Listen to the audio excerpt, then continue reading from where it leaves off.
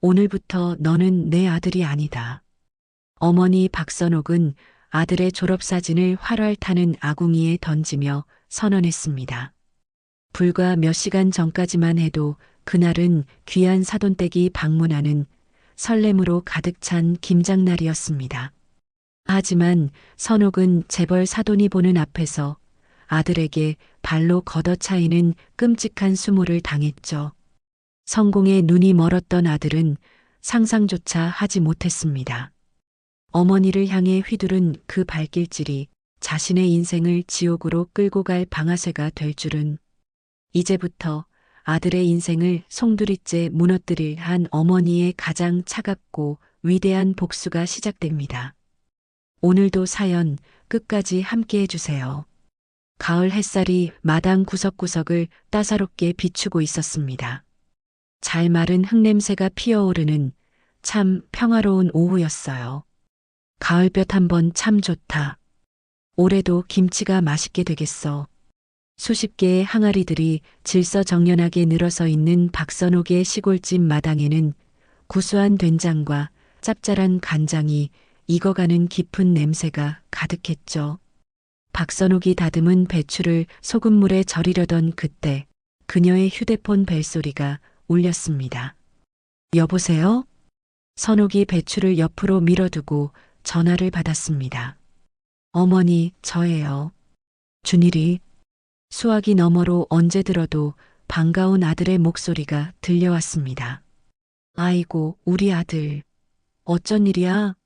요새 통 전화 한 통 없더니만. 선옥이 환하게 웃으며 말했습니다. 아들의 전화 한 통에 고된 일의 피로가 눈 녹듯 사라지는 것 같았죠.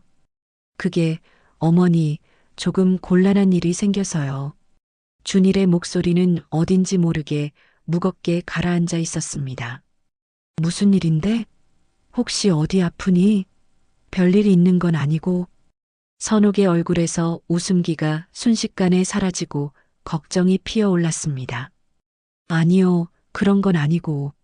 다름이 아니라 장인어른께서 어머니가 보내주신 김치를 드셔보시더니 김치 담그는 과정을 꼭 한번 직접 보고 싶다고 하셔서요. 어머 세상에, 사돈어른께서 그렇게 말씀하셨단 말이야? 선옥의 얼굴이 다시 환한 한박웃음으로 가득 찼습니다. 자신이 평생 바쳐온 일에 대한 자부심이 가슴 깊은 곳에서부터 차오르는 순간이었죠. 네, 그래서 조만간 김장하실 때 지혜랑 장인 장모님이랑 같이 한번 찾아뵐게요. 준일의 목소리가 어째서인지 점점 기어들어갔습니다. 그럼 좋지. 아이고, 얼마나 좋은 일이냐. 사돈 어른께서 이 누추한 곳까지 직접 오신다니 영광이지. 선옥은 제일 좋은 재료들로 준비해야겠다는 생각에 마음이 바빠졌습니다. 어머니, 근데 좀 걱정되는 게 있어요. 저는 이 일이 마냥 좋지는 않네요. 준일이 다급하게 어머니의 말을 끊었습니다. 무슨 걱정? 사돈어른 오시는 게 왜 좋은 일이 아니야? 선옥의 화냈던 표정이 순간 의아함으로 물들었습니다. 어머니, 장인어른께서 이 집을 보시면 뭐라고 생각하실까 해서요. 준일의 목소리에는 노골적인 난처함이 가득 묻어 있었습니다. 뭐가 어때서? 우리 집이 뭐 어쨌다고? 박선옥은 여전히 아들의 말을 이해할 수 없다는 듯이 물었습니다. 장인어른은 대한민국에서 손꼽히는 기업의 회장님이신데 저희 낡은 시골집 보여드리기가 좀 창피해서요. 준일이 말끝을 흐렸습니다. 그의 입에서 나온 낡은 시골집이라는 단어에 선옥의 얼굴이 서서히 굳어지기 시작했습니다. 낡은 시골집? 너의 아버지가 지어준 집이야. 준일이 네가 태어나고 자란 이 집이 창피하니? 어머니, 제발 제 입장도 좀 생각해 주세요. 장인어른 댁이랑 비교해서 말씀드린 거예요. 그럼 오지 말아라. 박선옥이 결국 목소리를 높이고 말았습니다. 가슴속에서 뜨거운 무언가가 울컥 치밀어 올랐거든요. 아, 그런 뜻이 아니라. 아휴, 죄송합니다.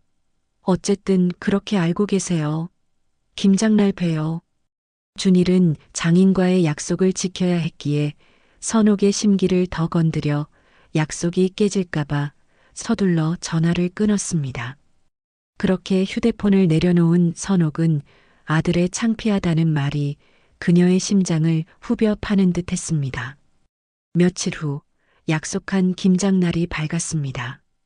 시골길의 풍경과는 어울리지 않는 검은색 고급 승용차가 흙먼지를 일으키며 마당으로 들어섰습니다.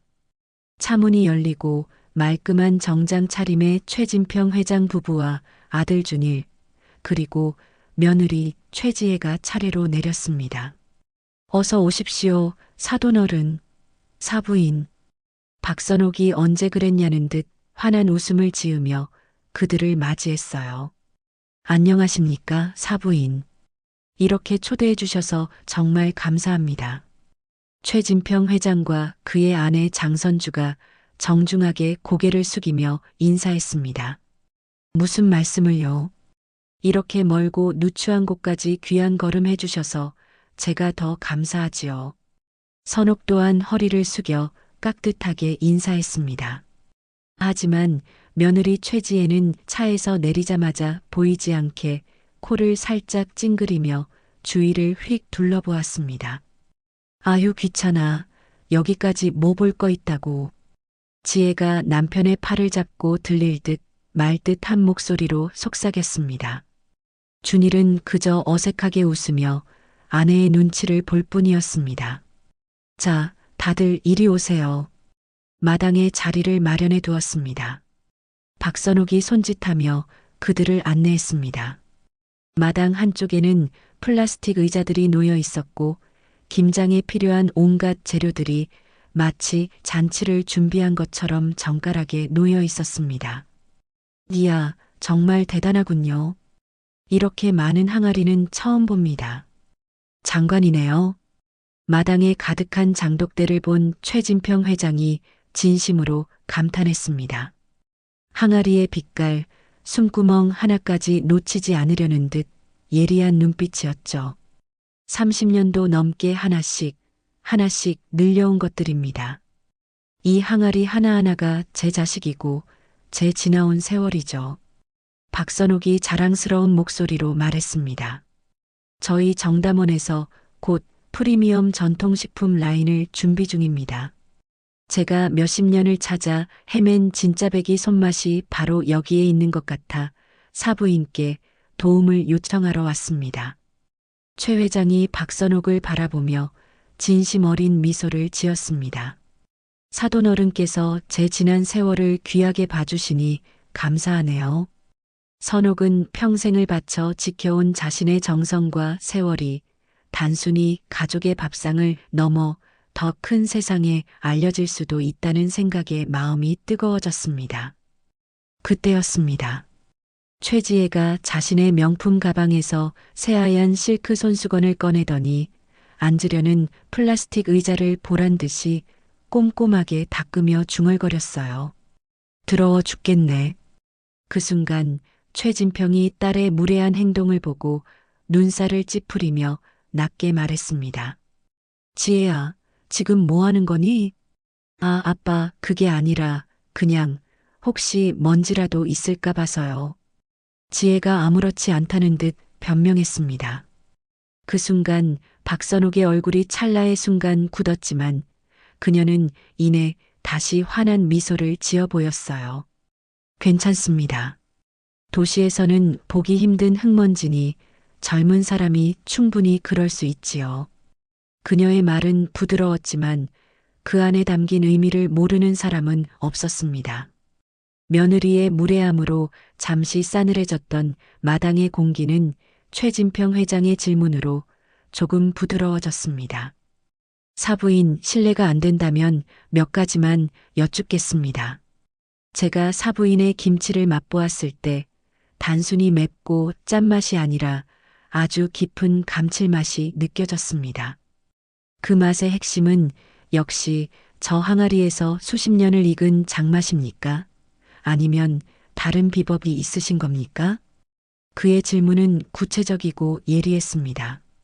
단순히 맛있다를 넘어 맛의 원리를 파고들려는 전문가의 시선이었죠. 박선옥은 잠시 생각에 잠기다 넉넉한 미소를 지으며 대답했습니다. 비법이랄 게 뭐 있겠습니까? 사돈어른 말씀대로 저 항아리에서 익은 세월의 맛도 중요하고 제가 직접 담그는 젓갈 맛도 중요하지요. 하지만 가장 중요한 건 기다림과 햇볕, 그리고 바람입니다. 좋은 재료에 자연의 시간을 더하는 것, 그게 제 유일한 비법이라면 비법입니다.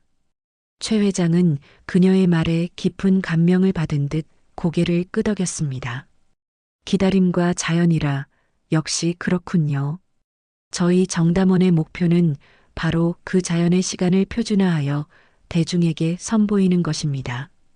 물론 사부인의 정성까지 공장에서 똑같이 담아낼 순 없겠지만 이 위대한 맛의 핵심 원리라도 저희 기술로 구현해보고 싶습니다.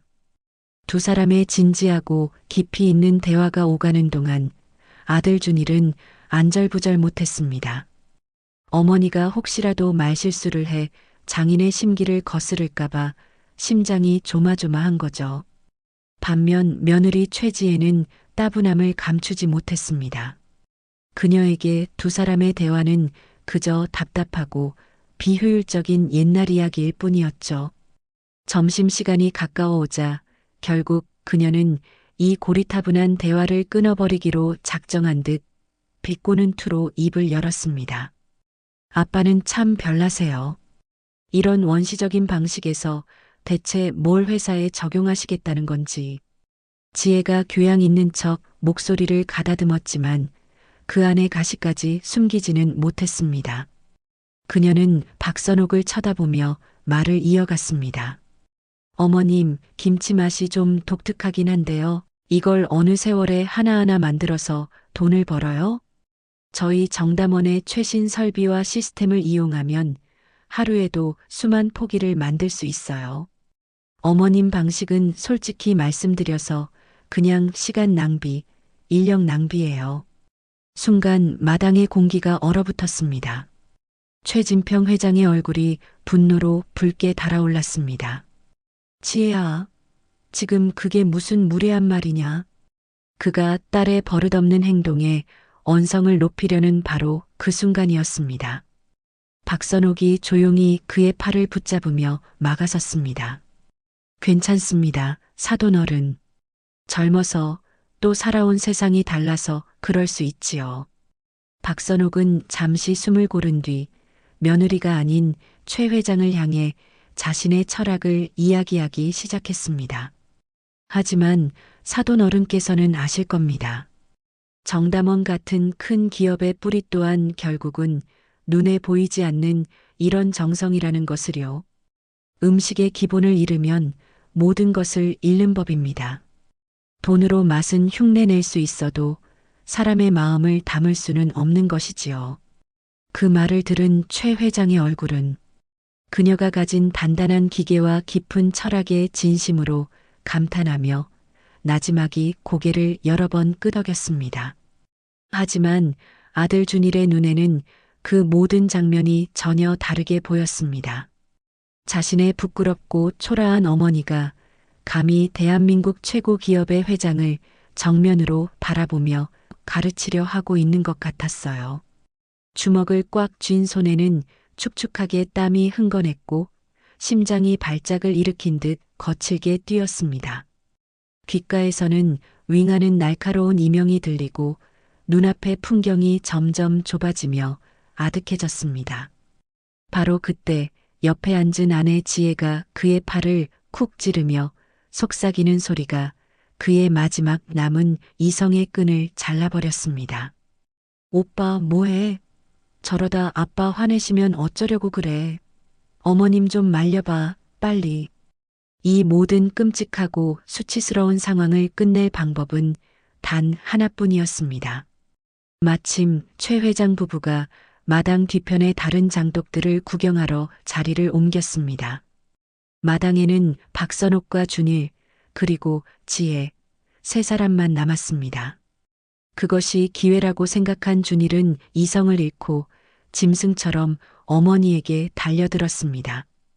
어머니, 지금 제정신이세요? 감히 제 장인어른을 가르치려 드세요. 분수를 아셔야죠. 온 동네 망신이에요. 창피하게 왜 이러세요?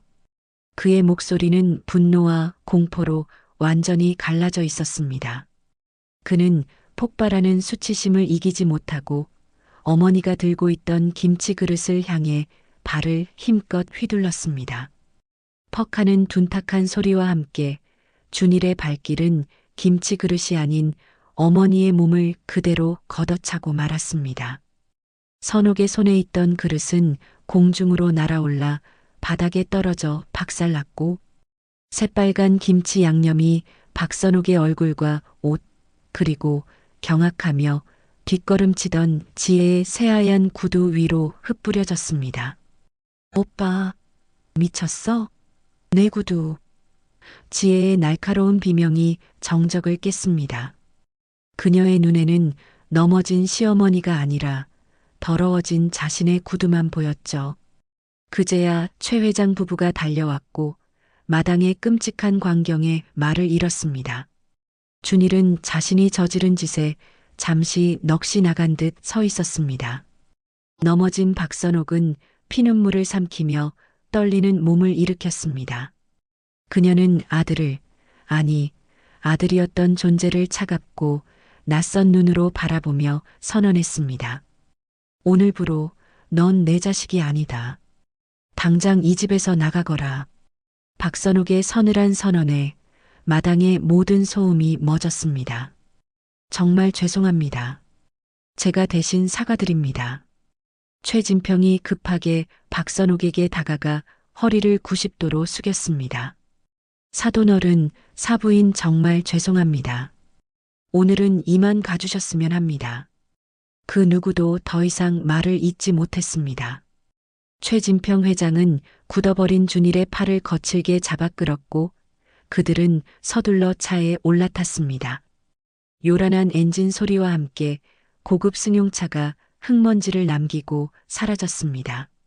그들이 떠난 텅 빈 마당에는 처참하게 짓밟힌 김치 조각과 부서진 어미의 마음만이 덩그러니 남았어요.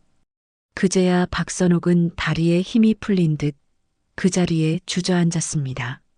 아들이 휘두른 발길에 채인 옆구리가 욱신거렸지만 마음의 상처에 비하면 아무것도 아니었습니다. 30년 넘게 애지중지 키운 아들이 자신에게 발길질을 했다는 충격이 쉬이 가시지 않았습니다. 내가 뭘 그리 잘못했나? 선옥의 입에서 실성한 듯한 혼잣말이 새어나왔습니다. 해가 서쪽으로 기울어 붉은 노을이 마당을 비출 때까지 그녀는 미동도 없이 그 자리에 앉아 있었습니다. 가슴이 메어지는 아픔이 밀려왔지만 이상하게 눈물은 한 방울도 나오지 않았습니다. 너무 큰 충격은 때로 슬픔이라는 감정마저 앗아가는 법이죠. 어둠이 짙게 내리고서야 박선옥은 흙먼지를 털며 천천히 일어났습니다. 그녀는 묵묵히 빗자루를 가져와 마당을 쓸기 시작했습니다. 흩어진 배추 조각을 하나하나 쓸어 담으며 그녀는 속으로 되뇌고 또 되뇌었습니다. 이제 그만하자. 이 지긋지긋한 모정. 이제 정말 끝내는 거야. 그날 밤 선옥은 뜬 눈으로 밤을 새웠습니다. 다음 날 동이 트자마자 선옥은 읍내로 향하는 첫 버스에 몸을 실었습니다. 그녀가 찾아간 곳은 허름한 상가 2층의 법률사무소였습니다. 어서 오십시오. 어떤 일로 오셨습니까? 젊은 변호사가 그녀를 맞았습니다. 유언장을 쓰려고 왔습니다. 박선옥이 조용하지만 단호하게 말했습니다. 유언장이요? 아직 정정해 보이시는데 혹시 편찮으신 곳이라도 있으신지요? 변호사가 의아해하며 물었습니다. 몸은 건강합니다. 하지만 지금 당장 이걸 써야 할 이유가 생겼어요. 박선옥의 목소리에는 한치의 흔들림도 없었습니다. 변호사는 더 묻지 않고 서류를 준비했습니다. 어떤 내용으로 작성하시겠습니까? 내 아들 이준일에게는 단 한 푼의 유산도 상속하지 않는다. 나의 모든 재산은 우리 마을 발전기금으로 기부한다. 이렇게 써주십시오. 박선옥이 또박또박 말했습니다. 변호사의 펜이 잠시 멈칫했습니다. 어머님, 정말 이렇게 하시겠습니까? 아드님과 큰일이 있으셨나 봅니다만, 그래도 한 번 더 생각해 보시는 것이, 생각은 어젯밤에 실컷 했습니다. 마음 정하고 온 것이니 이대로 진행해 주십시오. 1시간 뒤 공증까지 마친 유 원장이 그녀의 손에 들렸습니다. 집으로 돌아온 박선옥은 곧장 준일의 방으로 들어갔습니다. 아들이 장가가기 전 남기고 간 옷가지와 책상 위의 졸업사진, 벽에 걸린 상장.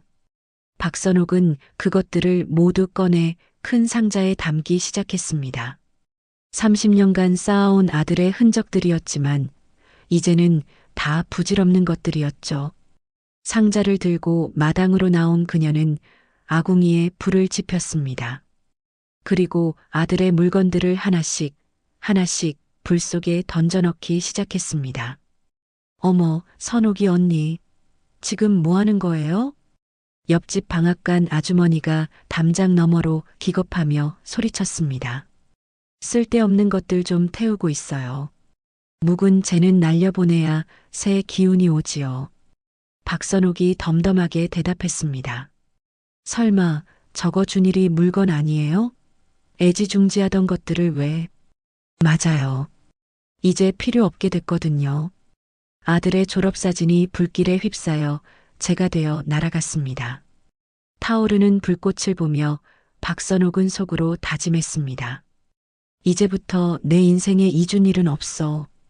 이준일 엄마 박선옥은 오늘 죽었어. 그냥 박선옥으로만 살 거야.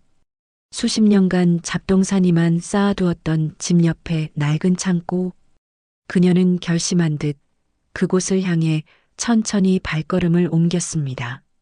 박선옥이 아들과의 인연을 재로 만들며 새로운 결심을 다지던 바로 그 시각, 최진평 회장의 대저택 서재에서는 다른 종류의 불길이 타오르고 있었습니다. 저택으로 돌아오는 내내 한마디도 없었던 최진평의 분노가 마침내 폭발한 것이었죠. 둘 다 거기 앉아라. 그의 눈빛은 자식들을 향한 것이라고는 믿기 힘들 정도로 차가웠습니다.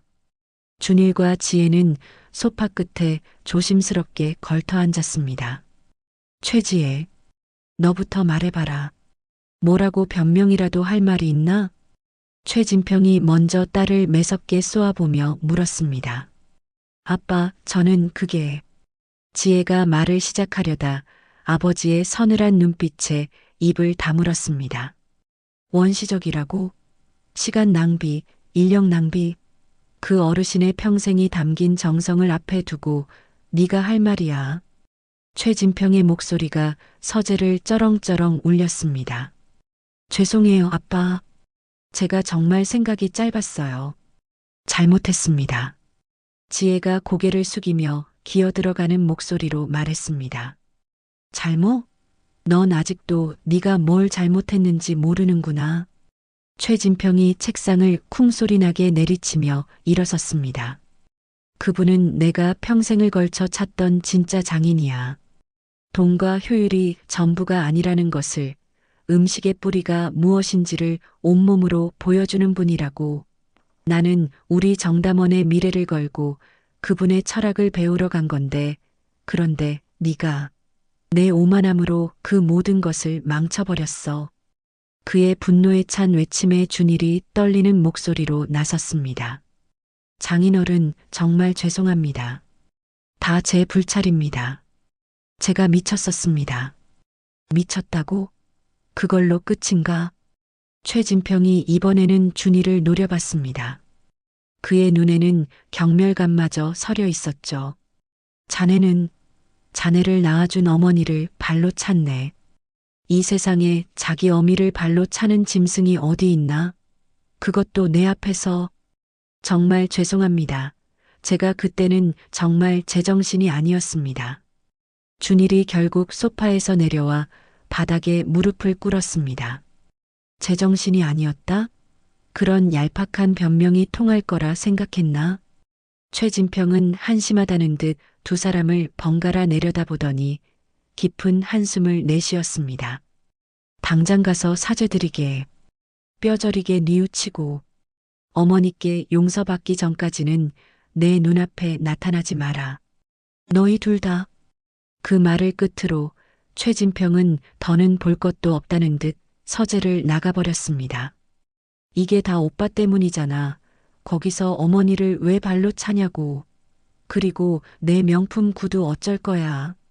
지혜의 도끼 서린 말들의 준일은 멍하니 그 자리에 서 있을 뿐이었습니다. 자신이 어머니께 어떻게 용서를 구해야 할지, 용서받을 수 있을지, 그리고 용서받아야만 장인어른께 인정을 받게 되는 이 상황 속에 머리만 지끈지끈 아플 뿐이었죠. 그로부터 며칠 후 마음을 추스른 선옥은 집 옆에 낡은 창고를 바라봤습니다. 20년 넘게 잡동사니만 쌓여있던 그 공간이 오늘따라 새롭게 보였습니다. 여기를 공방으로 만들자.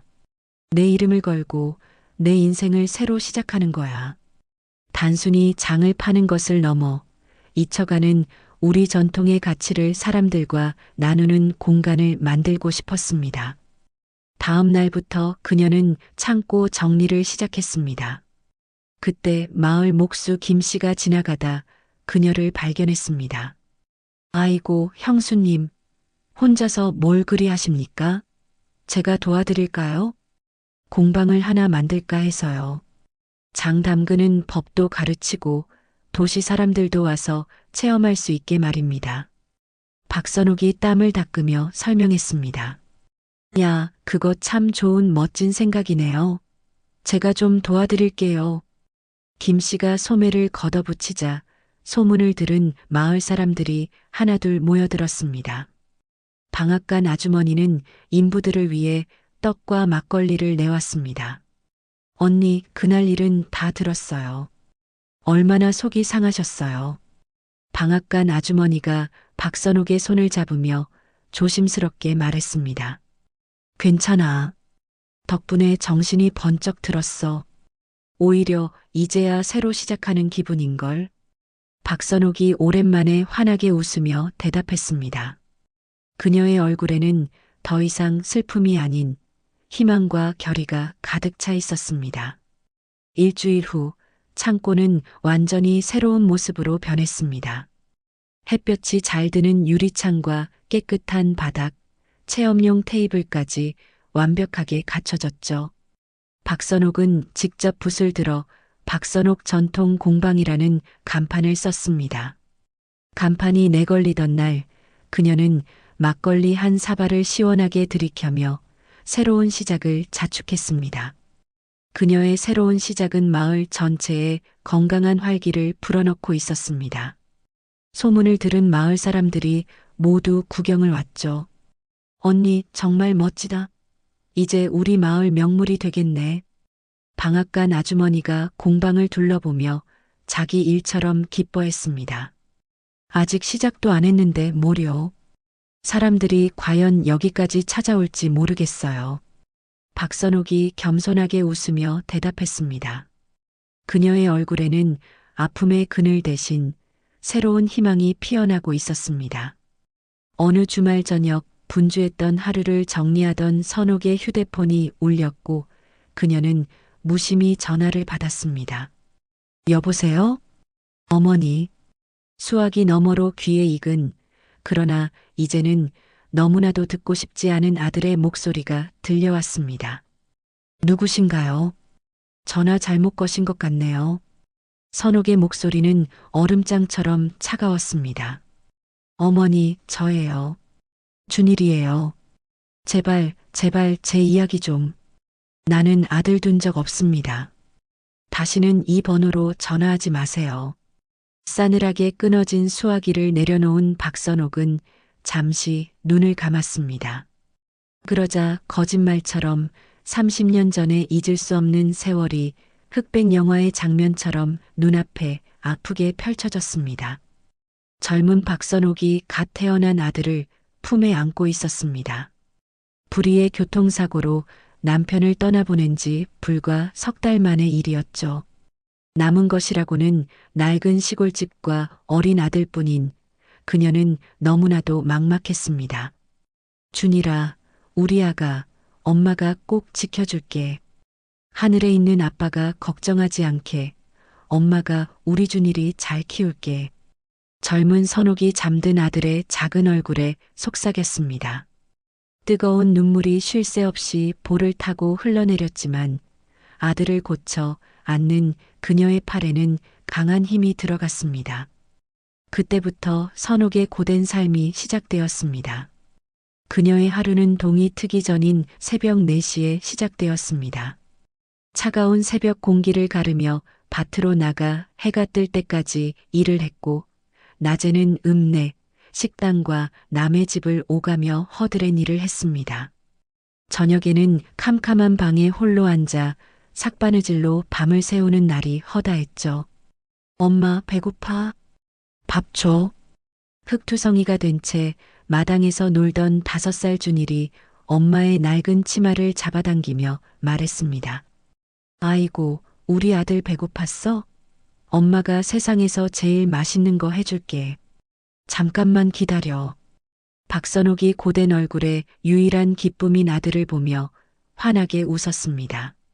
하지만 텅 빈 냉장고에는 직접 담근 김치와 된장뿐이었어요. 그녀는 정성껏 뚝배기에 된장을 풀고 찌개를 끓였습니다. 귀한 쌀이 부족해서 보리를 더 많이 섞어 밥을 지었습니다. 우와, 엄마 된장찌개가 세상에서 제일 맛있어. 작은 입으로 밥을 오물거리던 준일이 밥 2그릇을 눈 깜짝할 사이에 비우며 외쳤습니다. 그래, 우리 준일이가 그렇게 맛있게 먹어주니까 엄마는 배가 다 부르네.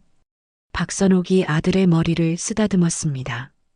그 순간만큼은 세상 모든 시름을 잊고 가진 것 없이도 가장 행복한 사람이었습니다. 아들의 해맑은 웃음은 그녀가 고된 하루를 버텨내는 유일한 이유였으니까요. 준일이 초등학교에 입학하던 날이었습니다. 어느 날 학교에서 돌아온 준일이 시무룩한 표정으로 말했어요.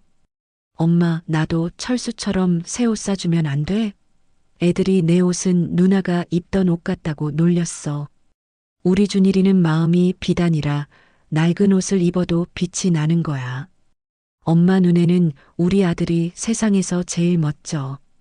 박선옥이 아들의 옷깃을 정성스럽게 매만져주며 말했습니다. 그날 밤 그녀는 평소보다 더 많은 삭바느질감을 받아와 뜬 눈으로 밤을 새웠습니다.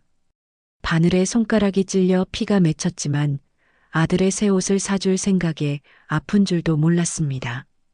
중학생이 된 준일이 어느 날 상기된 얼굴로 집에 돌아왔습니다. 엄마, 나 요리사가 될래. 급식실 아주머니가 내가 음식 맛을 기가 막히게 잘 본대. 엄마 닮아서 그런가 봐. 요리사? 박선옥이 의아한 표정으로 아들을 보았습니다. 응, 요리사가 되면 돈도 많이 벌 수 있대. 내가 요리사 돼서 엄마 맛있는 거 맨날 해줄게. 박선옥은 아들을 와락 끌어안았습니다. 아들이 처음으로 자신의 꿈을 이야기한 날이었습니다. 고등학교를 졸업한 준일이 서울의 유명 요리학원 안내 책자를 들고 왔을 때였습니다. 엄마, 여기서 배우면 최고의 호텔 요리사가 될 수 있대. 학비가 좀 비싸긴 하지만. 박선옥이 받아든 책자에는 연간 학비 3천만 원이라는 그녀가 평생 만져보기도 힘든 액수가 적혀 있었습니다. 걱정하지 마. 엄마가 다 마련해 볼게. 선옥이 망설임 없이 말했습니다. 우리 아들 꿈이라는데 돈이 문제겠어. 엄마만 믿어. 그날부터 그녀는 잠을 더 줄였습니다. 새벽 3시에 일어나 밤 12시까지 몸이 부서져라 일했습니다. 겨울 칼바람에도 밭에 나가 냉이를 캤고 그녀의 손은 지문이 닳아 없어질 정도로 거칠고 상처투성이었습니다. 엄마, 손이 이게 다 뭐야? 어느 날 아들이 그녀의 손을 보고 울먹였습니다. 괜찮아. 일하다 보면 다 이러는 거지. 우리 아들 성공하는 거 보려면 엄마는 하나도 안 힘들어. 박선옥은 애써 손을 등 뒤로 감추며 환하게 웃었습니다. 결국 1년 만에 그녀는 평생 모은 적금을 깨고 밭의 절반과 집안의 유일한 재산이었던 소를 팔아 학비를 마련했습니다. 엄마, 정말 고마워. 나 꼭 성공해서 이 은혜 100배, 1000배로 갚을게. 서울로 떠나던 날, 준일은 눈물을 쏟으며 어머니를 안았습니다. 우리 아들 잘 되는 게 효도지. 몸 건강하고 이거 먹으면서 엄마 생각해. 선옥은 아들의 가방에 직접 담근 된장과 김치를 챙겨주었습니다. 버스가 떠나고 보이지 않을 때까지 그녀는 그 자리에 서서 아들을 위해 기도했습니다. 아들의 성공이 곧 자신의 성공이라 믿으며 텅 빈 집에서 외로움을 견뎌냈습니다. 그때만 해도 그녀는 꿈에도 생각하지 못했습니다. 가난 속에서 키운 유일한 희망이 훗날 자신의 심장에 비수를 꽂는 절망이 될 것이라고는 말입니다. 아들이 서울로 떠난 뒤 박선옥은 외로움 속에서도 희망을 키웠습니다. 성공해서 돌아오겠다는 아들의 목소리가 귓가에 생생했으니까요. 하지만 1년이라는 시간은 순수했던 시골 청년의 마음마저 바꿔놓기에 충분했던 모양입니다. 요리 학원을 다니던 준일에게서 전화가 왔습니다. 엄마, 저예요. 아이고, 우리 아들. 잘 지내고 있니? 밥은 잘 챙겨 먹고 다니고? 박선옥이 세상 가장 반가운 목소리로 대답했습니다. 응, 그럼요. 그런데 엄마. 준일의 목소리는 어딘가 달라져 있었습니다. 예전에 씩씩하고 순수한 톤이 아니었죠. 왜 그래? 무슨 일 있는 거야? 어미의 직감에 걱정이 피어올랐습니다. 엄마, 학원에서 정말 좋은 기회가 생겼어요. 우리나라 최고의 셰프가 운영하는 레스토랑에서 인턴으로 일할 수 있게 됐어요. 어머, 세상에. 진짜냐? 아이고, 장하다 내 아들. 우리 준일이가 드디어 실력을 인정받는구나. 선옥은 제 일처럼 기뻤습니다. 그런데 문제가 좀 있어요. 인턴이라도 정식 셰프복도 최고급으로 맞춰야 하고 개인 칼도 좋은 걸로 준비해야 한대요. 그리고 같이 일하는 사람들이 다들 잘 사는 집 자식들이라 어울리려면 옷차림도 좀 신경 써야 할 것 같아요. 돈이 조금 필요합니다. 준일의 목소리가 점점 작아졌습니다. 얼마나 필요한데? 한 1000만 원 정도만요. 1000만 원?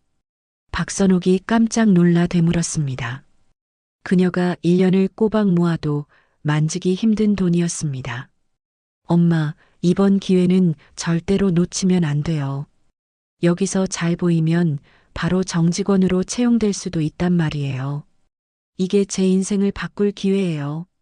준일의 목소리에는 간절함이 묻어 있었습니다. 알았어. 엄마가 어떻게든 한번 마련해 볼게. 선옥이 깊은 한숨과 함께 말했습니다. 아들의 미래가 걸린 일이라는데 엄마로서 거절할 수가 없었습니다. 그녀는 만기일이 얼마 남지 않은 적금을 깨고 수십 년간 얼굴을 보고 지낸 동네 사람들에게 머리를 숙이며 돈을 빌렸습니다. 선옥이 언니, 이 큰 돈을 언제 다 갚으려고 그래요? 방앗간 아주머니가 걱정스럽게 물었습니다.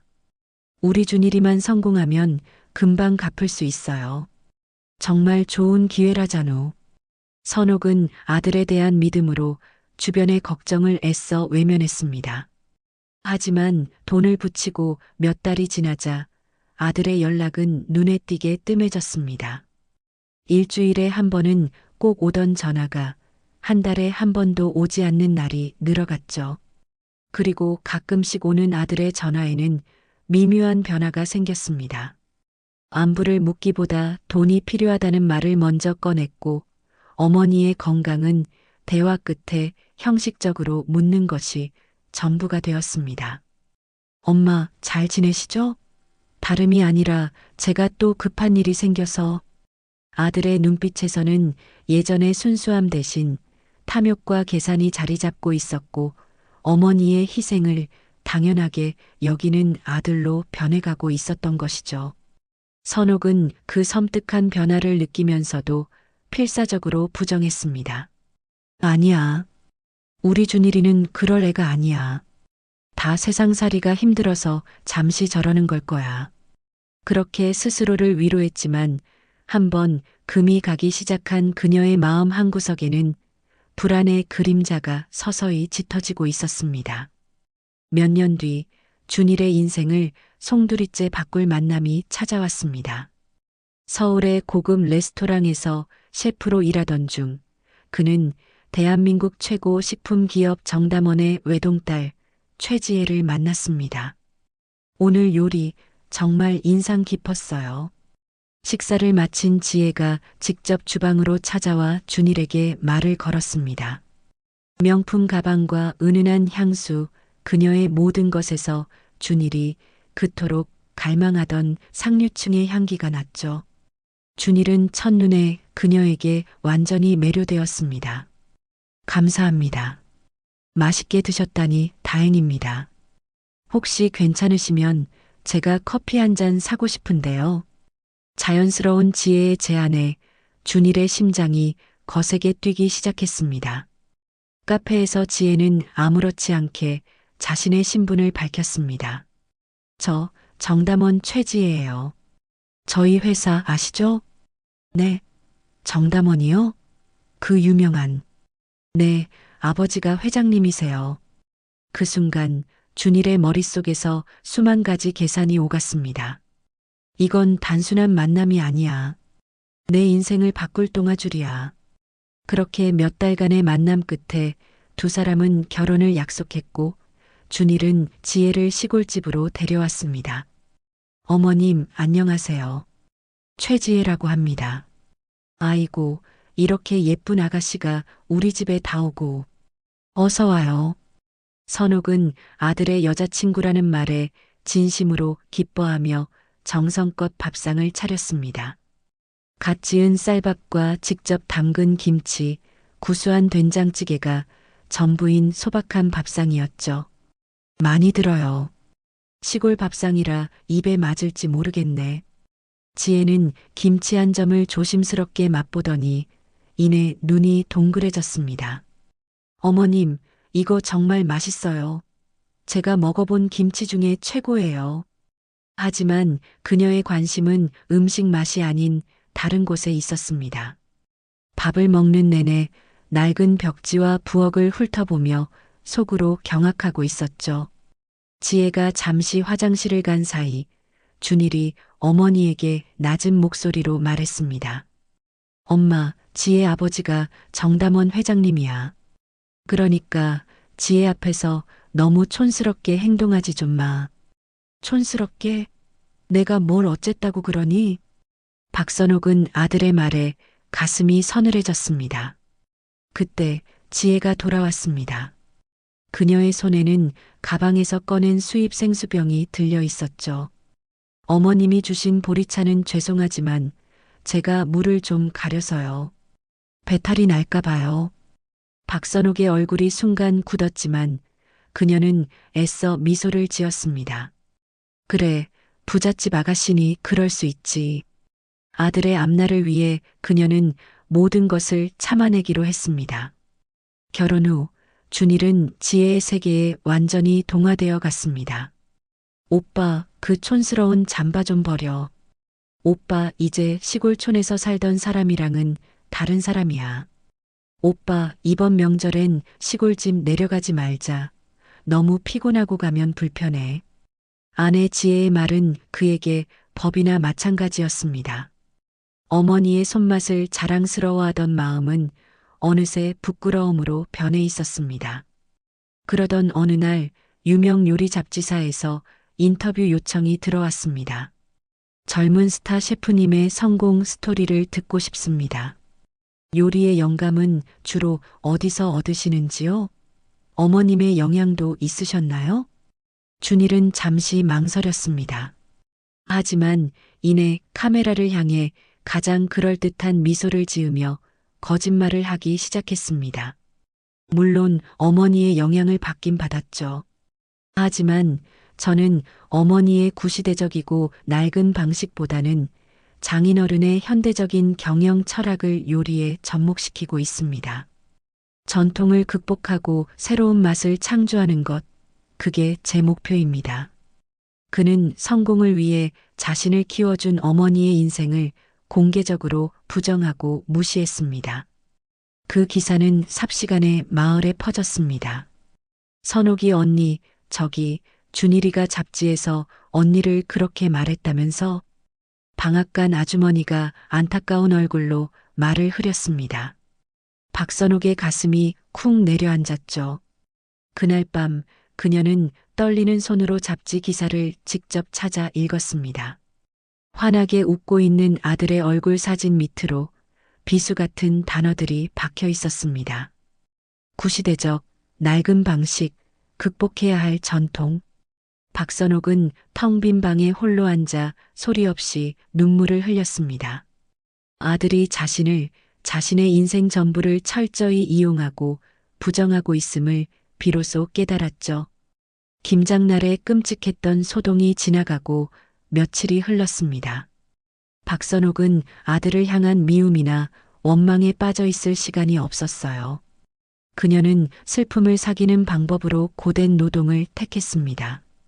먼지가 뽀얗게 쌓인 낡은 창고에 묵은 짐들을 하나씩 밖으로 드러냈습니다. 땀이 비 오듯 흘러 온몸을 적셨지만 이상하게 마음은 조금씩 가벼워지는 듯 했습니다. 지난 세월의 아픈 기억들을 짐과 함께 덜어내는 기분이었죠. 그때였습니다. 익숙하지 않은 엔진 소리에 고개를 들자 낯선 고급 승용차 한 대가 마당 앞에 멈춰 섰습니다. 차에서 내린 것은 며칠 사이에 얼굴이 반쪽이 된 아들 준일과 잔뜩 굳은 표정의 며느리 지혜였습니다. 박선옥은 하던 일을 멈추고 아무 감정 없는 눈으로 그들을 바라보았습니다. 어머니, 준일이 닫힌 대문 틈으로 힘겹게 입을 열었습니다. 그의 목소리는 죄책감과 두려움으로 심하게 떨리고 있었죠.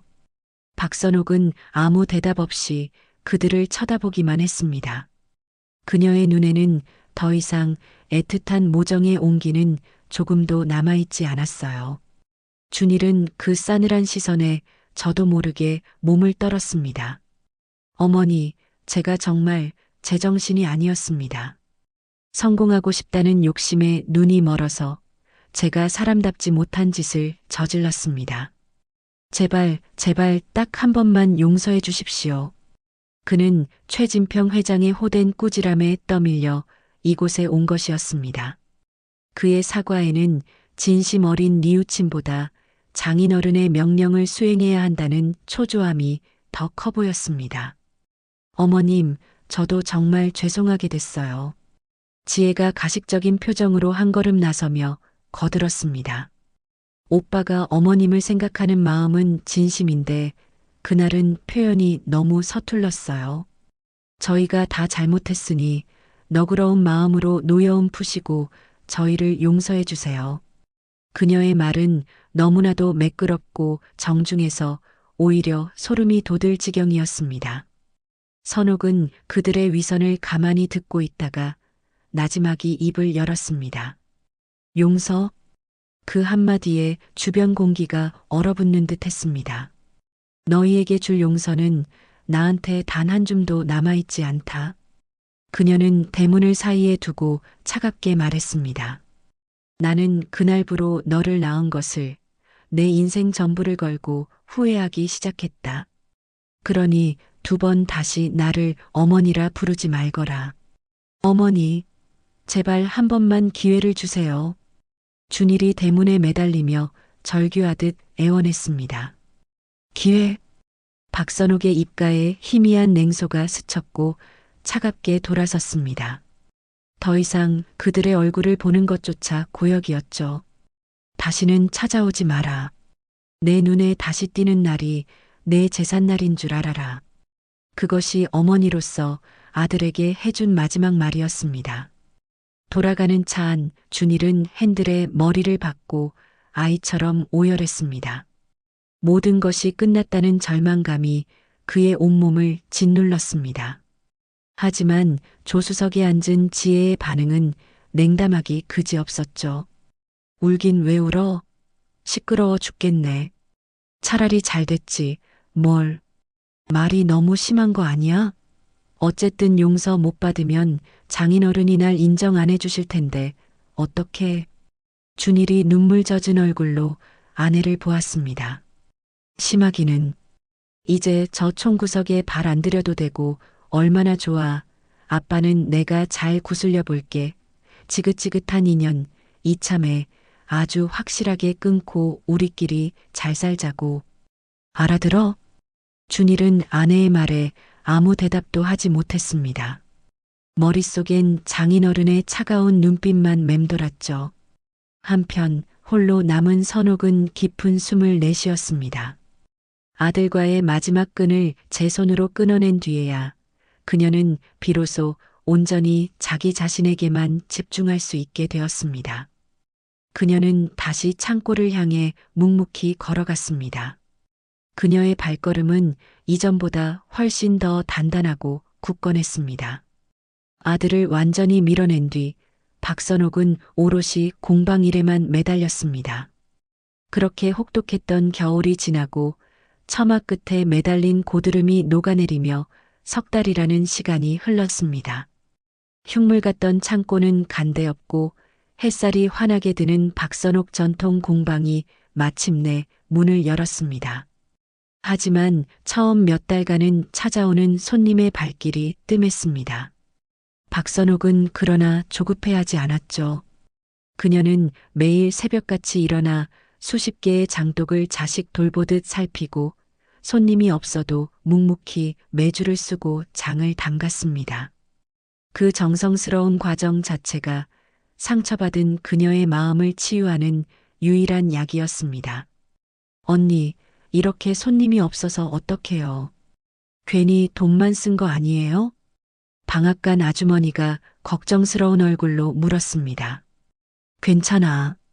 박선옥이 장독 뚜껑을 열어보며 담담하게 대답했습니다. 내 정성이 진짜라면 때가 되면 사람들이 알아줄 거야. 그녀의 목소리에는 흔들림 없는 믿음이 담겨 있었어요. 그러던 어느 늦은 가을날이었습니다. 한 중년의 남자가 우연히 공방을 찾아왔습니다. 그는 서울에서 차를 몰고 왔다가 길을 잃어 잠시 쉬어갈 곳을 찾던 참이었습니다. 그가 바로 대한민국 최고의 음식 칼럼니스트로 꼽히는 김영수였습니다.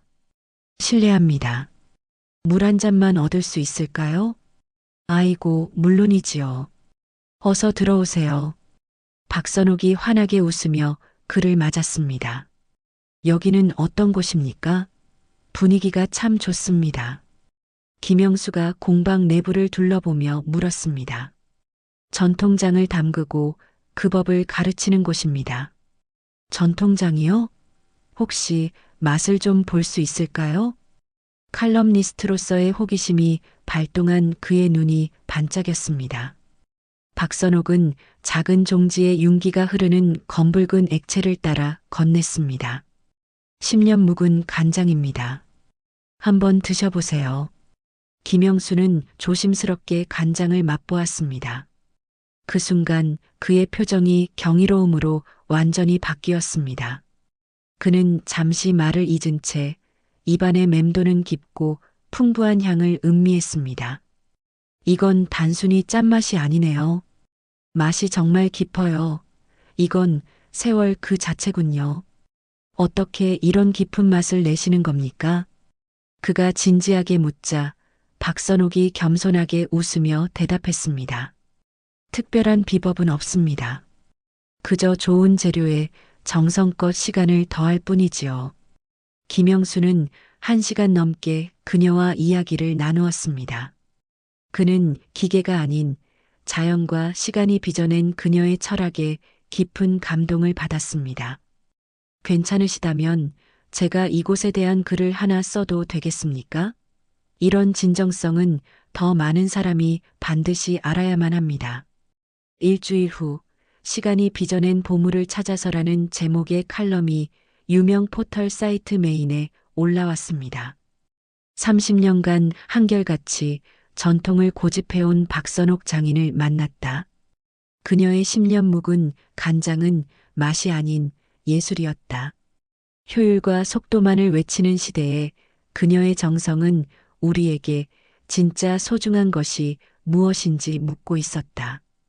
칼럼은 순식간에 화제가 되었습니다. 댓글이 수백 개씩 달렸죠. 읽는 내내 마음이 따뜻해졌습니다. 꼭 찾아뵙겠습니다. 이런 분이야말로 진짜 명인. 그 주 주말부터 공방에는 기적처럼 손님들이 찾아오기 시작했습니다.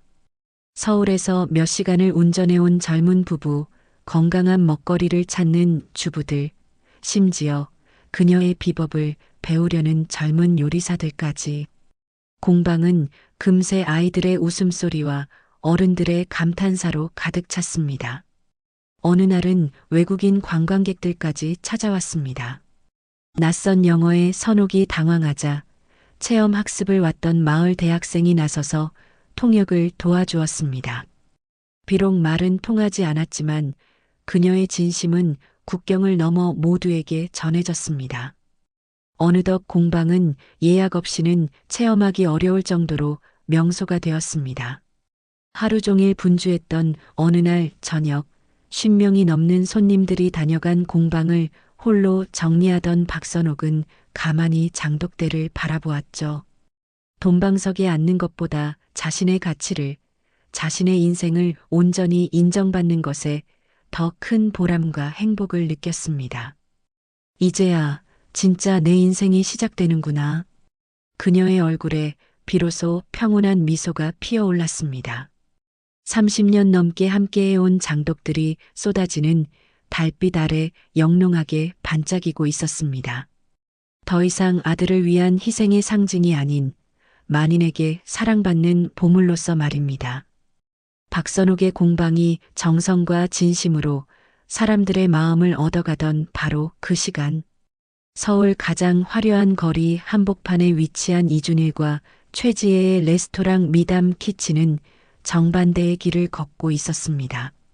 정담원의 막대한 지원을 받아 화려하게 시작했던 레스토랑은 김장날 사건 이후 최진평 회장의 지원이 끊겨버렸습니다. 오빠, 오늘도 예약이 반도 안 찼어. 이러다 정말 큰일 나는 거 아니야? 지혜가 텅 빈 홀을 바라보며 불안한 목소리로 말했습니다. 괜찮아. 곧 다시 좋아질 거야. 연말 특선 메뉴라도 개발하면 사람들이 다시 찾아오겠지. 준일이 애써 자신감을 보이며 대답했지만 그의 얼굴에도 초조함이 가득했어요. 상황은 그들의 바람과 달리 점점 더 나빠지고 있었습니다. 손님들의 불만이 담긴 후기들이 인터넷을 뒤덮기 시작했습니다. 음식이 너무 짜고 재료도 신선하지 않아요. 가격만 호텔급이고 서비스는 동네 식당보다 못하네요. 2번 다시는 가고 싶지 않은 곳입니다. 돈 아까워요. 악성 리뷰들이 꼬리에 꼬리를 물고 올라왔습니다. 문제의 근원은 바로 레스토랑의 주방에 있었습니다. 준일과 지혜가 원가를 아끼기 위해 온갖 편법을 쓰기 시작한 것이었죠. 셰프님, 오늘부터 이 고기로 스테이크를 만드세요. 준일이 주방 직원에게 값싼 수입 냉동육을 건네며 말했습니다. 사장님, 메뉴판에는 최고급 한우라고 적혀 있는데 이건 손님들을 속이는 일입니다. 양심 있는 직원이 조심스럽게 반대했습니다. 속이다뇨. 진한 소스로 맛을 내면 손님들은 어차피 구별 못해요. 시키는 대로 하세요. 준일이 단호하게 말했습니다. 주방에서는 유통기한이 지난 재료들도 버리지 않고 사용하는 일이 비일비재했습니다. 사모님, 이 채소는 어제부로 유통기한이 지났습니다. 상에서 냄새도 나는 것 같습니다. 한 직원이 시들한 채소를 들고 물었습니다. 겉에 시든 잎만 좀 떼어내고 소스에 버무려서 내. 속은 멀쩡한데 이걸 왜 버려? 음식 버리는 게 다 손해인 거 몰라? 지혜가 무신경하게 쏘아붙였습니다. 이런 식으로 운영하니 음식의 질은 날이 갈수록 곤두박질 쳤습니다. 결국 터질 것이 터지고야 말았습니다. 어느 날 저녁 가족 단위로 온 손님들이 집단 식중독 증세를 일으킨 것입니다. 사장님, 큰일 났습니다. 12번 테이블 손님들이 전부 병원에 실려갔습니다. 매니저가 새파랗게 질린 얼굴로 달려와 외쳤습니다. 뭐라고? 식중독이라니. 준일과 지혜의 얼굴이 하얗게 굳었습니다. 다음 날 인터넷은 레스토랑에 대한 끔찍한 후기들로 폭발했습니다. 미담 키친에서 밥 먹고 온 가족이 식중독에 걸렸습니다. 절대 가지 마세요. 어린 제 아이까지 아파서 밤새 응급실에 있었습니다. 반드시 고발하겠습니다. 며칠 사이에 레스토랑의 평판은 바닥으로 떨어졌고 예약 취소 전화가 빗발쳤습니다. 이 모든 상황을 지켜보던 최진평 회장이 마침내 직접 레스토랑에 나타났습니다. 그는 이미 납품업체를 통해 준일과 지혜의 비리를 모두 파악하고 있었습니다. 아버지, 어쩐 일이세요?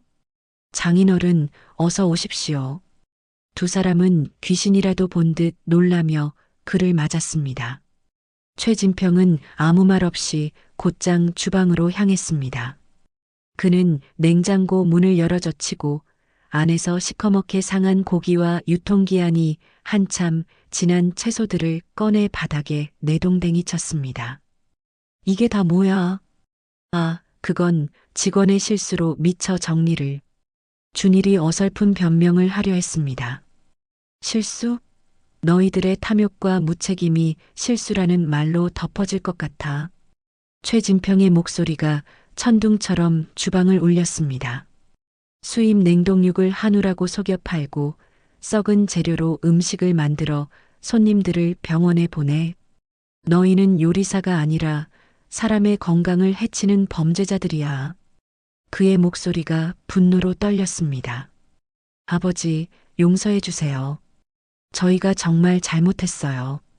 장인어른 죽을 죄를 지었습니다. 한 번만 기회를. 지혜와 준일이 그 자리에 무릎을 꿇고 빌었습니다. 용서는 너희 때문에 병든 손님들에게 가서 빌어. 최진평이 경멸의 눈빛으로 그들을 내려다봤습니다. 나는 평생을 정직과 신뢰 하나로 정담원을 읽었다. 그런데 너희는 내 얼굴에 그리고 정담원의 이름에 똥칠을 했어. 오늘부로 너희는 내 자식도 내 사위도 아니다. 두 번 다시 내 눈앞에 나타나지 마라. 그의 선언은 마지막 남은 관계마저 끊어내는 사형 선고나 다름없었습니다.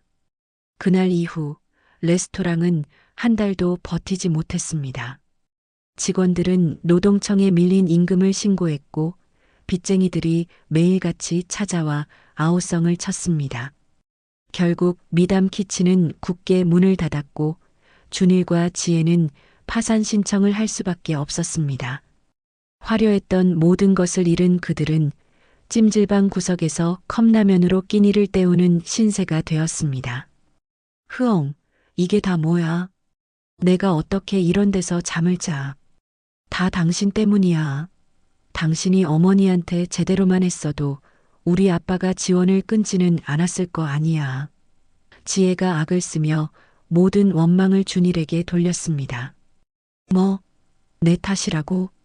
지금까지 죄책감에 시달리던 준일도 지혜의 말에 분노가 치밀었습니다. 돈 없다고 썩은 재료 쓰자고 한 건 누구였는데, 손님들 속여도 괜찮다고 걸리지만 않으면 된다고 말한 게 바로 너잖아. 그래서 당신은 잘못이 없다는 거야? 결국 당신 어머니 일 때문에 모든 게 틀어졌잖아. 그까짓 촌스러운 자존심만 안 부렸어도. 닥쳐. 준일이 처음으로 지혜에게 소리쳤습니다. 뭐, 닥치라고? 당신이 내 덕에 그 자리까지 간 거지. 어디서 나한테 욕짓거리야. 두 사람은 서로를 향해 삿대질하며 추악한 본 모습을 드러냈습니다. 주변 사람들이 혀를 차며 쳐다봤지만 그들은 아랑곳하지 않았죠. 정성과 진심을 버리고 눈앞의 이익과 탐욕만을 쫓은 대가는 이토록 참혹했습니다. 그들의 탐욕은 결국 그들 자신마저 집어삼켜버린 것이었습니다. 모든 것을 잃고 빚쟁이들에게 쫓기는 신세가 된 준일과 지혜. 그들은 마지막 희망을 걸고 정담원 본사 로비에 서 있었습니다. 며칠째 찜질방에서 잠을 자던 그들의 행색은 초라하기 그지없었죠. 1시간을 넘게 기다린 끝에 최진평의 비서가 내려왔습니다. 회장님께서 5분만 시간을 내주신다고 하십니다. 최진평의 호화로운 회장실에 들어선 두 사람은 압도적인 분위기에 위축되었습니다. 최진평은 의자에 앉은 채 경멸의 시선으로 두 사람을 내려다볼 뿐이었습니다. 앉지 마라. 서서 들어라. 그의 목소리는 얼음장처럼 차가웠습니다. 아버지. 지혜가 떨리는 목소리로 그를 불렀습니다. 그는 서랍에서 무언가를 꺼내 던지듯 책상 위에 올렸습니다. 그것은 한 장의 사진이었습니다. 박선옥이 자신의 공방 간판 앞에서 환하게 웃고 있는 모습이 담긴 사진이었죠. 이분이 누구인지 아니. 지혜와 준일은 아무 말도 하지 못했습니다. 내가 평생을 바쳐 정담원에 담고 싶었던 진짜 가치를 지닌 분이다. 나는 이분의 가치를 소중히 여기는데 너희들은 그렇지 않더구나. 특히 준일이. 자네는 자신의 어머니의 가치를 너무도 모르고 살더구나. 최진평이 자리에서 일어나 딸 지혜의 앞으로 다가왔습니다. 그의 눈에는 분노보다 깊은 슬픔이 담겨 있었습니다. 내가 너에게 돈 쓰는 법은 가르쳤을지언정 진정으로 소중하게 여겨야 하는 것이 무엇인지는 가르치지 못했구나. 이 모든 것은 어쩌면 내 잘못이 가장 크다. 아버지, 잘못했어요. 내 시어머니의 흙 묻은 손을 부끄러워했지. 내 남편의 집안 배경을 초라하다고 경멸했지. 최진평이 지혜의 말을 끊었습니다. 하지만 그 집안이야 말로 돈으로는 결코 살 수 없는 시간과 정성, 땀의 가치를 지닌 집안이야. 그리고 그것이 바로 내가 그리고 정담원이 평생을 지켜온 철학이다. 그는 이제 준이를 향해 시선을 돌렸습니다. 자네는 더 가엾군. 가장 가까이에 보물을 두고도 그것이 보물인 줄 몰랐으니. 장인어른, 진정한 가치가 무엇인지 내 어머니께서 용서하실 때까지 무릎 꿇고 정말 중요한 게 뭔지 배우기 전까지는 내 앞에 나타나지 마라. 그것이 내가 너희에게 주는 마지막 가르침이다. 최진평은 그 말을 끝으로 인터폰 버튼을 눌렀습니다. 보안팀, 내 사무실로 올라와. 곧 건장한 보안 요원 2명이 들어왔습니다. 밖으로 내보내. 다시는 회사에 들이지 말고. 아버지, 제발요 아버지. 지혜가 울부짖으며 그의 바짓가랑이를 붙잡았지만 보안 요원들은 그녀를 부축해 일으켰습니다. 준일은 아무 저항도 하지 못한 채 죄인처럼 끌려나갔습니다. 회장실의 육중한 문이 닫히고 두 사람은 차가운 복도에 남겨졌습니다. 빌딩 밖으로 쫓겨난 그들은 세찬 겨울바람에 몸을 떨었습니다. 최진평 회장에게마저 내쳐진 두 사람에게 남은 것은 아무것도 없었습니다. 한때 세상을 다 가진 듯 거만했던 그들은 이제 도시의 가장 후미진 곳을 떠도는 신세가 되었죠. 찜질방의 시끄러운 소음과 퀴퀴한 냄새 속에서 며칠을 전전하자 그들의 영혼마저 갉아먹히는 듯 했습니다. 오빠, 돈이 정말 한 푼도 없어. 내일이면 이 찜질방비도 못 낼 거야. 지혜가 텅 빈 지갑을 보며 절망적인 목소리로 말했습니다. 준일은 깊은 한숨만 내쉴 뿐이었어요. 그때 지혜가 자신의 낡은 가방 깊숙한 곳에서 화려한 상자 하나를 꺼냈습니다. 결혼할 때 아버지가 사주었던 1,000만 원이 넘는 에르메스 가방이었습니다. 그녀의 마지막 자존심과도 같은 물건이었죠. 이거라도 팔자. 달리 방법이 있어? 이거라도 안 팔면 오늘 밤엔 정말 길바닥에서 자야 해. 다음 날 두 사람은 명동의 한 중고 명품 매장을 찾았습니다. 이 가방 얼마까지 쳐주실 수 있나요? 지혜가 떨리는 목소리로 물었습니다. 보증서도 없고 상태가 영 안 좋네요. 많이 쳐드려서 150만 원. 싫으시면 마시고요. 직원의 냉정한 말에 지혜의 얼굴이 무너져 내렸습니다. 150만 원. 그 돈으로 두 사람은 창문도 없는 작은 고시원 방을 간신히 구했습니다. 하지만 그 돈마저 바닥을 보이는 것은 시간 문제였습니다. 어느 날 저녁 일자리를 구하기 위해 인터넷을 뒤지던 준일의 손이 멈췄습니다. 그의 눈이 한 기사에 박혀 있었습니다. 지혜야, 이리 와서 이것 좀 봐. 시골 장인의 정성, 전국을 울리다 뭐야, 이거. 지혜가 기사 제목을 읽었습니다. 기사를 열어보니 놀랍게도 박선옥의 전통 공방이 전국적인 화제를 모으며 큰 성공을 거두고 있다는 내용이었습니다. 연일 손님들이 몰려들어 예약 없이는 체험이 불가능할 정도라고 했습니다. 기사 속 사진에는 환하게 웃고 있는 박선옥의 모습이 있었습니다. 수많은 사람들에게 둘러싸여 존경의 눈빛을 받으며 장 담그는 법을 가르치고 있었죠. 이게 정말 어머니라고? 준일이 믿을 수 없다는 듯 중얼거렸습니다. 자신들이 모든 것을 잃고 나락으로 떨어지는 동안 그토록 무시하고 외면했던 어머니는 가장 빛나는 곳으로 올라서고 있었던 것입니다. 어머님이 이렇게 성공하셨단 말이야? 지혜의 얼굴에도 충격과 복잡한 감정이 스쳤습니다. 며칠을 뜬 눈으로 고민한 끝에 두 사람은 마지막 남은 돈을 털어 시골로 가는 버스표를 샀습니다. 어머님이 우리 받아주실까? 하지만 그들에겐 달리 선택의 여지가 없었습니다. 버스터미널에서 내려 걸어가는 길은 유난히 멀게 느껴졌죠. 멀리서부터 공방 주변에 즐비하게 주차된 차들이 보였습니다. 공방에 가까워지자 안에서는 사람들의 즐거운 웃음소리가 담장을 넘어왔습니다. 준일과 지혜는 차마 안으로 들어가지 못하고 멀리서 그 모습을 지켜볼 뿐이었습니다. 수많은 사람들에게 존경받으며 환하게 웃고 있는 어머니. 예전에 외롭고 그늘졌던 모습은 온데간데였고 자신감과 기품으로 가득 차 있었습니다. 오빠, 우리 어떻게 해야 해? 모르겠어. 내 집인데 들어가기가 힘드네. 자신들이 버린 어머니가 이제는 너무나도 크고 멀게만 느껴졌습니다. 결국 두 사람은 모든 것을 내려놓기로 했습니다. 마지막 남은 초라한 자존심까지도 말이죠.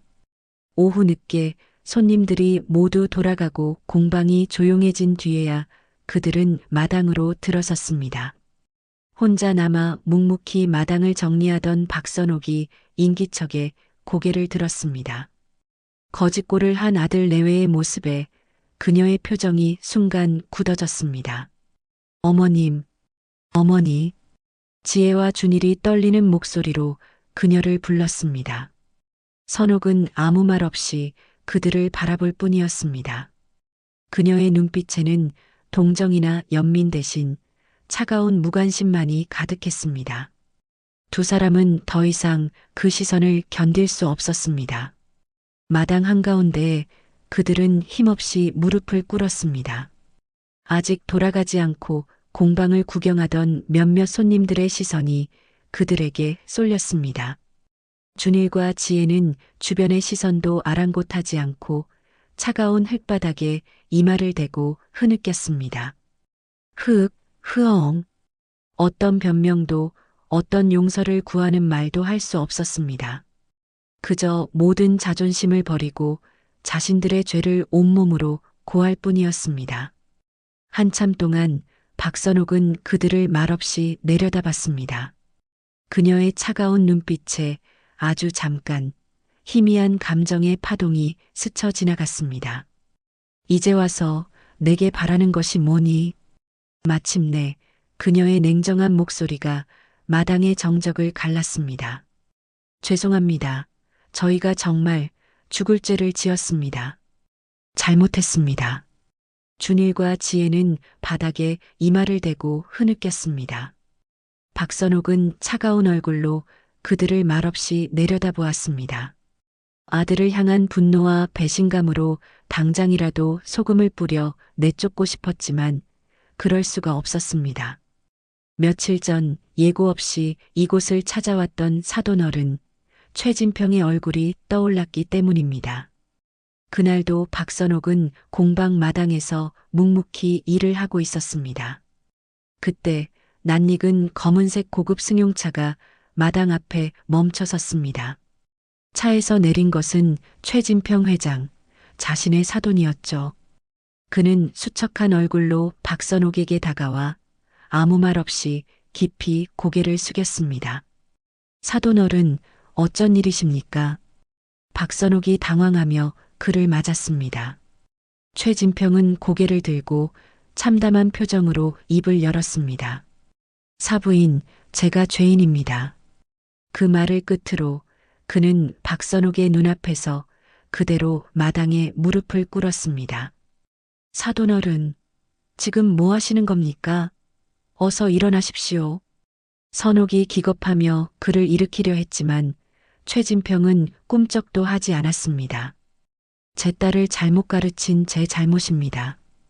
돈이 세상의 전부인 줄 아는 오만한 아이로 키운 저의 죄가 가장 큽니다. 사부인께 씻을 수 없는 상처를 드렸습니다.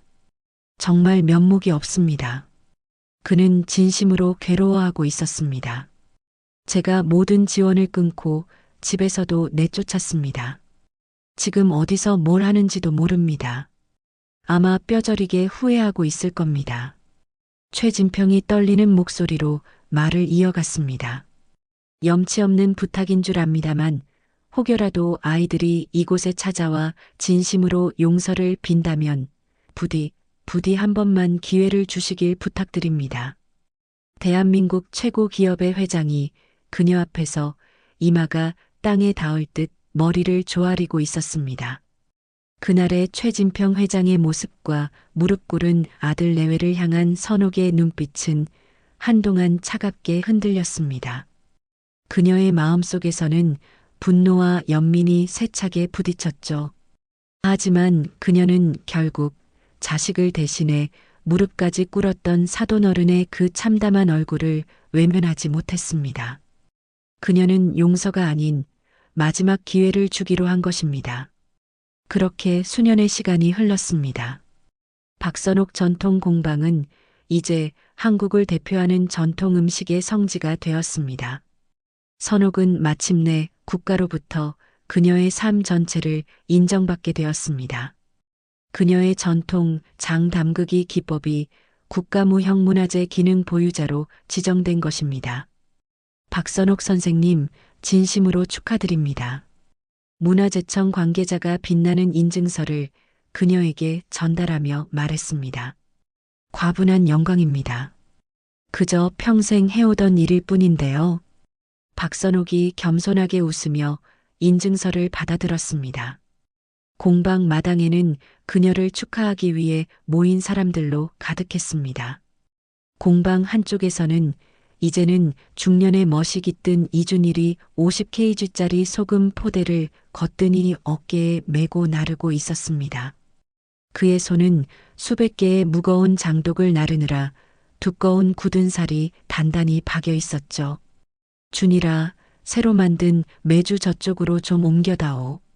선옥이 이제는 아들이자 가장 든든한 제자가 된 그에게 말했습니다. 네, 어머니. 바로 옮기겠습니다. 준일이 묵묵히 이마에 땀을 닦으며 대답했습니다. 그의 얼굴에서는 과거의 오만함과 초조함은 찾아볼 수 없었습니다. 대신 진정한 노동의 가치를 깨달은 사람만이 가질 수 있는 평온함이 가득했어요. 다른 한편에서는 화장기 없는 수수한 얼굴의 최지혜가 체험 학습을 온 아이들에게 장아찌를 하나씩 맛보여주고 있었습니다. 그녀의 손톱에는 더 이상 값비싼 매니큐어가 칠해져 있지 않았습니다. 대신 흙과 물을 만지느라 거칠어진 손이었지만 그 표정만은 세상 누구보다 평화로워 보였습니다. 아줌마, 이거 진짜 맛있어요. 어떻게 만들어요? 한 아이가 장아찌를 오물거리며 물었습니다. 그렇지? 할머니가 햇볕이랑 바람이랑 그리고 아주 큰 사랑으로 만드신 거야. 지혜가 아이의 머리를 쓰다듬으며 다정하게 말했습니다. 그러던 어느 화창한 봄날 공방에 아주 특별한 손님이 찾아왔습니다. 바로 최진평 회장 부부였습니다. 박 선생님, 오랜만입니다. 최진평이 예전과 다름없는 정중함으로 인사했습니다. 어머, 사돈어른, 사부인, 어쩐 일로 여기까지 오셨어요? 박선옥이 버선발로 뛰어나가 그들을 반갑게 맞았습니다. 그간 평안하셨는지 인사도 드릴 겸 또 제 딸과 사위 얼굴도 볼 겸해서 왔습니다. 최진평이 땀 흘리며 일하는 준일과 지혜를 바라보며 말했습니다. 그의 눈가에 흐뭇한 미소가 번졌죠. 준일은 장인어른이 온 것을 보고도 하던 일을 멈추지 않았습니다. 마지막 메주까지 옮겨놓은 뒤에야 땀을 닦으며 다가왔습니다. 장인어른, 장모님, 오셨습니까? 준일이 허리를 깊이 숙여 인사했습니다. 최진평은 묵묵히 땀 흘리는 사위의 어깨를 두드려주며 나지막이 말했습니다. 그래, 자네 얼굴이 참 좋아 보이는구먼. 많이 달라졌어. 네, 장인어른. 이제야 제가 있어야 할 자리를 찾은 것 같습니다. 준일이 담담하게 웃으며 대답했습니다. 지혜도 달려와 아버지의 팔에 매달렸습니다. 아빠, 오셨어요? 지혜야. 최진평이 딸의 거칠어진 손을 가만히 잡았습니다. 그의 목소리가 희미하게 떨렸습니다. 아빠, 저 이제 진짜 행복이 뭔지 알 것 같아요. 돈보다 귀한 게 뭔지 이제는 알아요. 지혜가 진심을 담아 말했습니다. 그래, 고생 많았다, 내 딸. 선옥이 그 모습을 지켜보며 환하게 말했습니다. 사돈어른, 어서 안으로 드시지요. 제가 귀한 차를 내오겠습니다. 마루에 앉아 차를 마시며 최진평이 조심스럽게 본론을 꺼냈습니다. 사부인, 몇 년 전 처음 찾아뵈었을 때 드렸던 제안을 기억하십니까? 정담원과 함께 사부인의 위대한 맛을 더 많은 이들에게 전하고 싶다는 저의 꿈말입니다. 그의 눈빛은 그 어느 때보다 진지했습니다. 박선옥은 묵묵히 땀 흘리는 아들과 며느리의 모습을 잠시 바라보다 이내 환한 미소를 지으며 대답했습니다. 사돈어른께서 제 지난 세월을 이리 귀하게 봐주시니 이제는 그 뜻에 함께해야지요. 우리 아이들과 함께라면 못할 것이 없겠습니다. 그 후 정담원은 박선옥의 철학을 그대로 담은 프리미엄 전통식품 라인 박선옥 명인의 시간을 출시했습니다. 기다림과 자연이라는 그녀의 비법을 구현하기 위해 최첨단 기술과 전통 방식을 접목했고 제품들은 출시되자마자 엄청난 성공을 거두었습니다. 사람들은 돈으로 흉내낼 수 없는 깊은 맛에 열광했고 박선옥의 이름은 진정한 장인 정신의 상징이 되었죠. 뜻깊은 하루를 마친 오후 세 사람은 나란히 서서 아름다운 석양을 바라보았습니다. 어머니, 오늘 저녁은 뭘로 할까요? 제가 솜씨 한번 부려볼까요? 준일이 곁에서 물었습니다. 그럴까? 그럼 우리 다 같이 된장찌개나 끓여 먹을까? 좋아요. 제가 얼른 쌀부터 씻을게요. 지혜가 앞치마를 두르며 부엌으로 향했습니다. 박선옥은 그런 두 사람의 뒷모습을 사랑스러운 눈길로 바라보았습니다. 내 인생 최고의 작품은 저 수많은 장독들이 아니라 비로소 진정한 사람으로 거듭난 내 아들, 그리고 새로 얻은 내 딸이로구나. 그녀의 마음속 독백에는 지독한 상처를 이겨낸 한 사람의 위대한 용서와 화해가 담겨 있었습니다. 장독대 너머로 해는 저물고 있었지만 그녀의 얼굴에는 세상 그 무엇보다 밝은 희망이 떠오르고 있었습니다. 오늘 이야기 어떠셨나요? 혹시 끝까지 함께 해주신 분이 계시다면 잘 들었다고 댓글 하나만 남겨주세요. 여러분에게도 따뜻하고 빛나는 날들이 찾아올 거예요. 구독과 좋아요는 다음 이야기를 이어가는 큰 힘이 됩니다. 지금까지 오늘도 사연이었습니다. 더 깊고 따뜻한 이야기로 다시 찾아뵐게요. 편안한 하루 보내세요. 감사합니다.